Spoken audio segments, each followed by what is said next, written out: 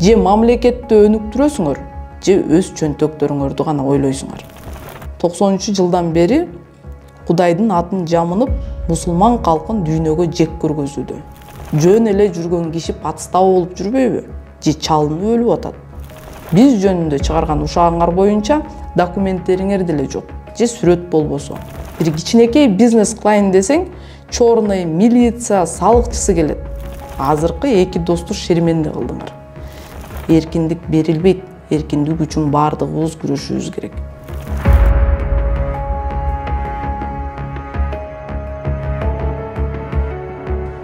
Кыргызстандын тарыхында даңазалуу доор жаратып, келечекте баатыр болуп эскерилесиңер, же болбосо келечектин жаштардын каргышына каласыңар. Биз жаштар силерди сыйлап барктайбыз, же өмүр бою жек көрөбүз. Же мамлекетти өнүктүрөсүңөр, же өз чөнтөктөрүңөрдү гана ойлойсуңар.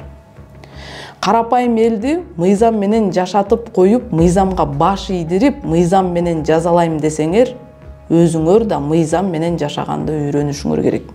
Анда калыстыкты өзүңөрдөн баштагыла. Бийлик бул чоң жоопкерчилик.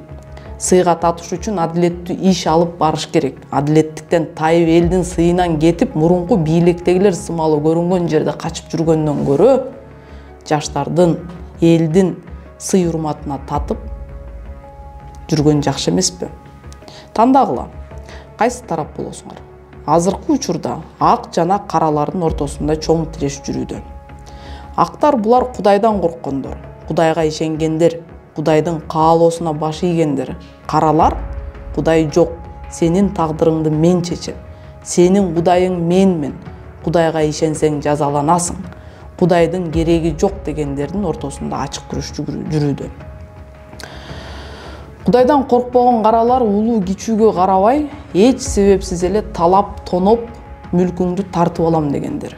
Кудайдан корккондор болсо карапайым элдин укугун коргоп, эркиндик үчүн күрөшүп, алардын жакшы жашап, бактылуу болушуна салым кошуп, билим, илим, тажрыйба менен башкаргандар. Каралар болсо ИГИЛ, Талип сыяктуу Кудайды жамангандар, элди талап, тоноп, динди жек көргөзгөндөр. Ак бул биздин оюбуз боюнча демократия идеологиясын кармангандар. Кара бул ошол эле Советтер Союзу учурунда чыккан коммунист болуп калгандар. Коммунист 90-жылдан бери Кудайдын атын жамынып, мусулман калкын дүйнөгө жек көргөзүүдө. Бүгүнкү күндө да булар Украинада өз жүзүн көрсөтүп, жаш балдардан бери кыргынга алып жатат. А демократтар ушак айтпаган, интригадан алыс, өлүм жетимден корккондор, жоопкерчиликтүү, адилеттүү болгондор, билимдин артынан чуркаган, бирөөнүн көңүлүн оорутпаган, жашоонун маңызын чындыктан издегендер. Бирөө өсүп баратса, аны колдоп, даанышмандыкка ыктагандар. Кудайды, динди жакшы жакка көрсөткөндөр. Советтер Союзунан чыккан коммунисттер көрө албас, ичи тар, өзүмчүл, жоопкерчилиги жок, зыкым, текебер, коркок, ичи толу арам, калпычы, эки жүздүү, кошоматчы, ач көз, биринин шапкасын бирине кийгизген, динди жамынып, бирөөнү алдаган, саткын, оозунан агыт кирип, карайт чыккан, арак ичип айлана чөйрөсүнө зыянын келтирген, сын таккан ушакчы, бирөөнүн жеке жашоосунан ырахат алгандар. 3 күндөн бери кимге таянасың деп сурашты. Сен Ниязбеков менен тирешип атасың, сенде бир эле жол бар, кач. Же болбосо тырмагыңды бирден жулмалап, зектерге по кругу кетиребиз. Биз байбыз, биздин байлыгыбыз, акчабыз бар дешет. Сен элге жек көрүндү кылабыз, элге шерменде болосуң дешти. Биринчиден, мен эл эмне дейт деп жашабайм, Кудай эмне дейт деп жашайм. Экинчиден, Кудайга таянам, өзүмө ишенем. Үчүнчүдөн, аягына чейин таза, туура жолдо жашайм. Төртүнчүдөн, келечекке койгон максаттарымдын талаптарына жооп берип, ар бир пунктуна шайкеш келе тургандай болом. Кудай мага кандай тагдыр жазса, кандай сыноо берсе, Кудайдын каалоосундай жашайм. Жемкорлугуңарга тийишпесем деле, акыры бир күн адам кетип баратып деле чалынып өлөт. Жөн эле жүргөн киши патстабы болуп жүрбөйбү? Же чалынып өлүп атат. Ушактай бергиле. Мен силердей болуп Матраимовго, Ташиевке, Садырга жана башкасына таянбайм. Мен Кудайга таянам. Силер канча жамандасаңар да силерге рахмат айтам. Силерге рахмат. Жакындарыма жана мени күтүп турган түйшүк, азап, кырсыктар менен бөлүшүп жатасыңар. Мен кайдан билем? Мен дагы пендемин. Эч кимге пайгамбармын же периштемин деп кол коюп берген эмесмин.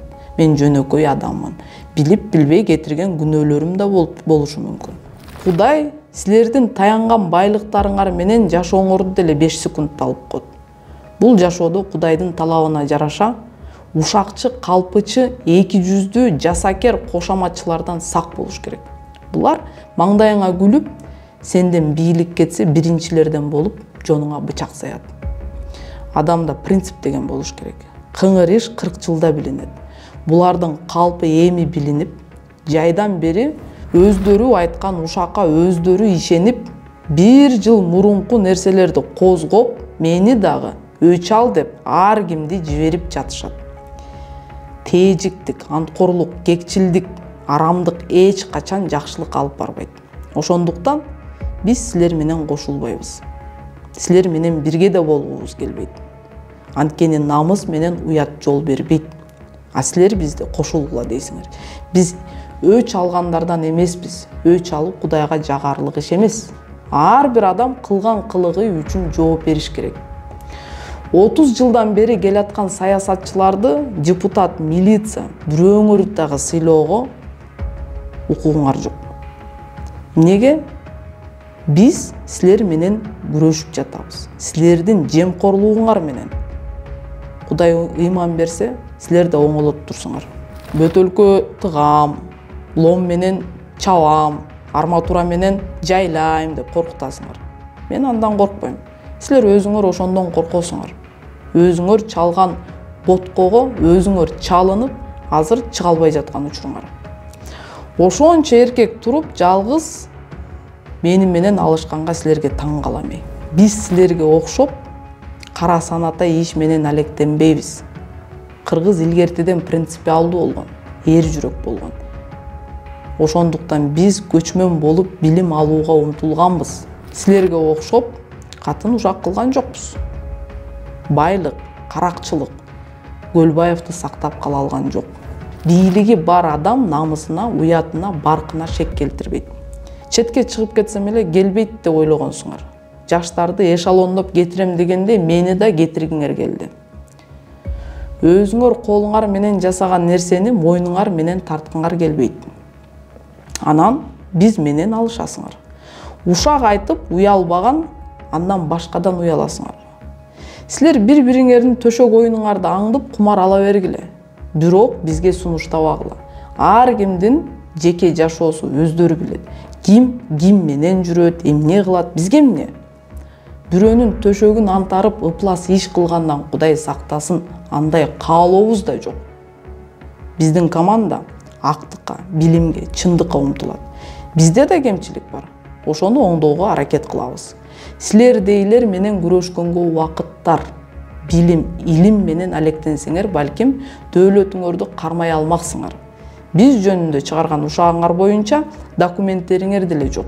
Же сүрөт болбосо, акыретте кантер экенсиңер. Накта эскиден аталарыбыз айткандай ажужу болдуңар го. Шерменде болуп атасыңар. Уятыңар жок экенин түшүндүк. Эмне кылсаңар да бизге пайдалуу экенин качан түшүнөсүңөр? Анткени тажрыйбабыз менен билимибиз өрчүп жатат. Алдыгы байлыгыңарды, бийлигиңерди акыретке ала кеткиле мага демек. Силерди убагында мурдагы бийлик коркутканда чөгөлөп бара калгансыңар. Силерде бийлик бар, бирок дөөлөт жок. Дөөлөттү көтөрө алган киши көтөрүлөт. Колдо турган бийликти колдон албай атасыңар. Айта берсеңер кайта бересиңер. Эркектин сөз өлгүчө өз өлгөн артык. Эмне үчүн карапайым адамдар деле камап атасыңар?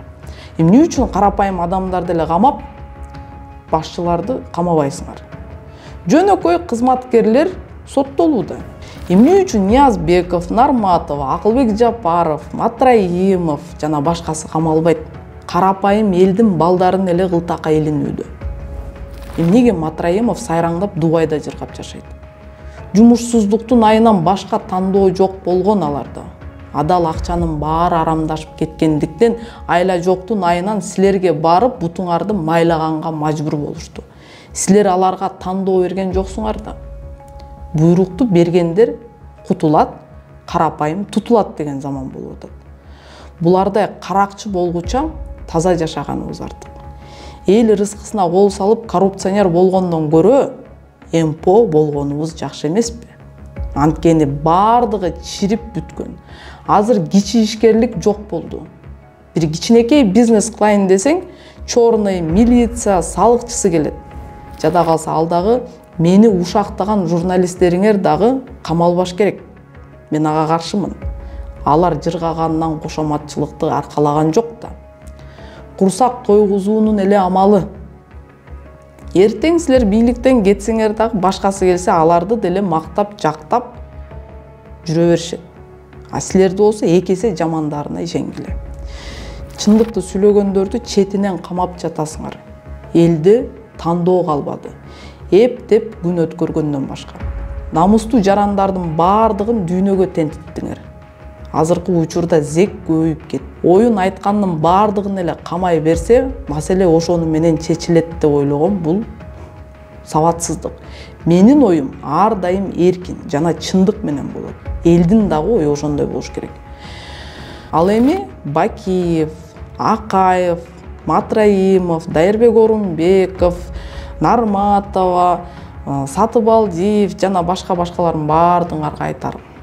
Эки досту силер саясий өлүк кылып койдуңар. Бийлик менен бир да чет өлкө өнүккөн мамлекеттердин саясатчылары эсептешкиси келбейт, жана мамиле да түзгүсү келбейт, достошпойт.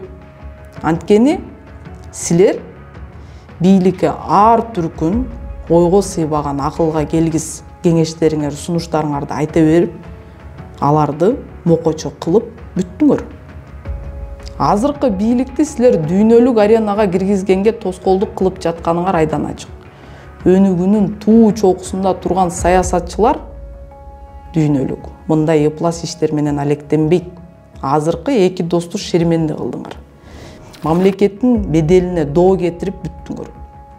Геополитикада достук күтпөй эле кастык күтүп калдык. Азыркы бийликти фашист, кан соргуч, тиран, коркок кылып көрсөтүп жатасыңар. Президент болуш үчүн 7 миллионго эле кадыр бар күтүү эмес. Дүйнө жүзүнө регионалдуу саясатчы болуп белгилүү болушу керек. Эскилер бийликке эмне анча жанталашып жатканы айдан ачык. Акыркы жолу революция кылганыңарда мамлекеттүүлүктү аз жерден жоготуп ала жаздадык. Эскилер кетпей эле кайра төңкөрүш боло берсе, орун алмашуудан сумма өзгөрбөсүнө күбө болуп келе жатабыз. Силердин төңкөрүшүңөрдөн өзүңөр эле байыбасаңар, эл куурап эле жашап атат. Силердин төңкөрүшүңөрдөн баягы эле адамдар келип жатат. Эл тажап бүттү.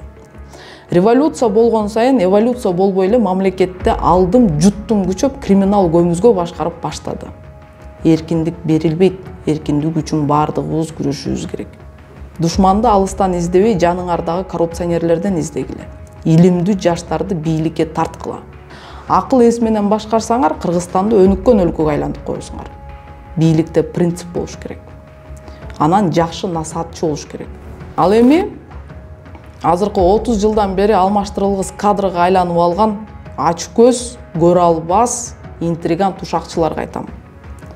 Силер ойлодуңарбы? Бул богубуз менен тең жаш кыз. Аны чыпалагыбыздын учунда ойнотобуз. Бир ок менен эки коен атабыз деп. Ошондой дымактуу ойлоруңар ишке ашпай, азыр өзүңөр казган орго өзүңөр түшүп, куурап жатасыңар.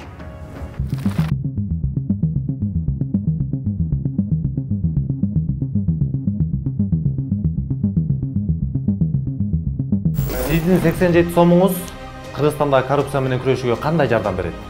Анткени Айтайт ТС каналынын миссиясы Кыргызстандын элине кызмат кылуу, элдин үнү болуу. Биз силердин көзүңөр менен карап, кулагыңар менен угуп, чилистендердин карасантай схемаларын ачыкка чыгарабыз. Аларды сиздер менен биздин кызыкчылыгыбыз үчүн, азыркы эркин Кыргызстандын жыргалчылыгы үчүн иштөөгө мажбурлайбыз. эркиндик берилбейт, ага жетүү керек. Ал үчүн күрөшүшүбүз керек. Patreon жөнүндө толук инструкцияны видеонун алдындагы шилтемеден көрсөңүз болот. Patreon'дон бизди колдоңуз.